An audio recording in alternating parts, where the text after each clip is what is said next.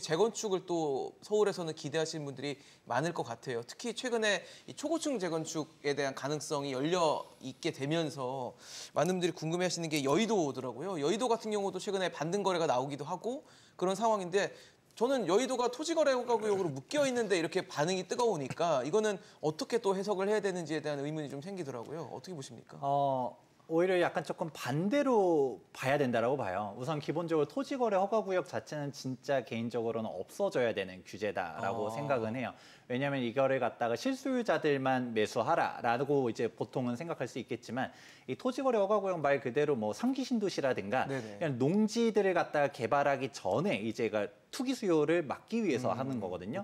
그러니까 뭐 농지를 살려면 진짜 직접 작용하려는 사람들. 그쵸. 근데 이게 주택이니까 실거주하려는 사람들. 근데 이게 주택으로 묶어버리다 보니까 나타난 문제점 중 하나가 이게 주택거래 허가구역은 아니거든요.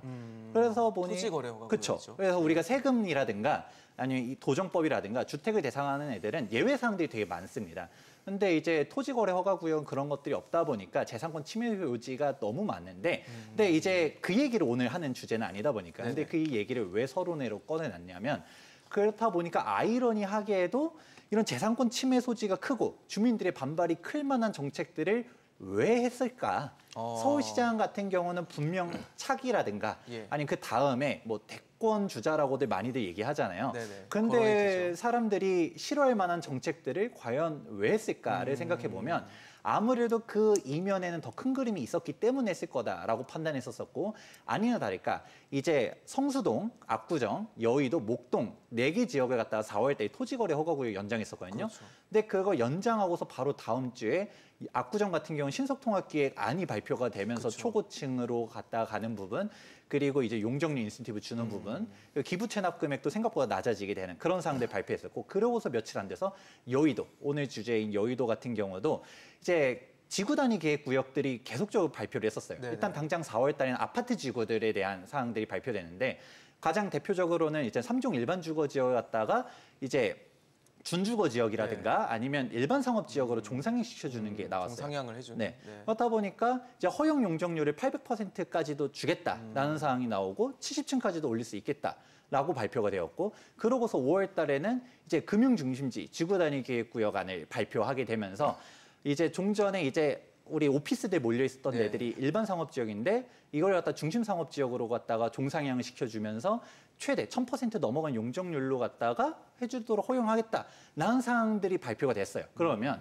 이 사항이 과연 토지거래 허가구역 연장하기 전부터 준비가 되어 있었기 때문에 지금 발표가 된 거지 그걸 과연 몰랐을까요? 그렇기 때문에 서울시 입장에서는 이제 아무래도 집값이 올라갈 게 눈에 보이다 보니까 일단 선제적으로 토지거래 허가구역을 지정했다. 그러니까 이제 역순이 된 거죠. 토지거래 허가구역임에도 불구하고 왜 올라갈까요가 아니라 올라갈 게 눈에 보이다 보니까 토지거래 허가구역을 지정했다라고 봐야 되는 거고 이런 각종 개발 계획들이 몰려 있다 보니까 여의도의 각종 관심들이 쏠리는 거는 어쩔 수 없다라고 보고 있습니다.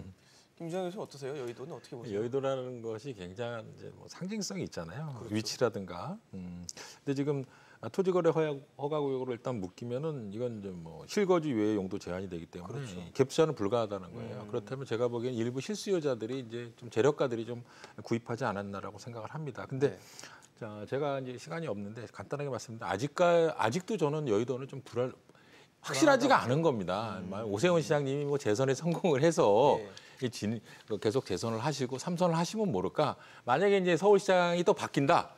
그러면 여의도는 또 이렇게 좀 여러 가지 정책적인 면이 바뀔 가능성이 왜냐하면 여의도에 막 70층짜리 아파트를 올린다 이런 부분에 대해서 이 거부감을 갖고 있는 분들도 상당히 많아요. 그러니까 이제 여의도 같은 경우는 지금 뭐 시공사를 선정한다라고 막 여러 가지 얘기를 하고 있지만 아직 또 완전히 시작되지 않은 단계, 초입 단계이기 때문에 아마 이런 부분에 대해서는 앞으로 좀 우리가 좀 지켜봐야 되지 않겠나 이렇게 생각을 합니다.